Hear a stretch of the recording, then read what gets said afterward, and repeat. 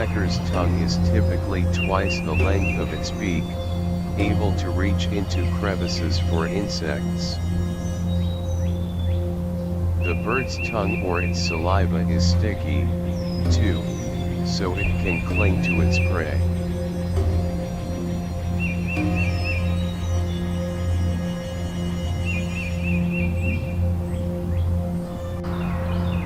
The woodpecker's tongue wraps around the back of its head between the tissue and the bone, acting as a shock absorber when the bird is drumming.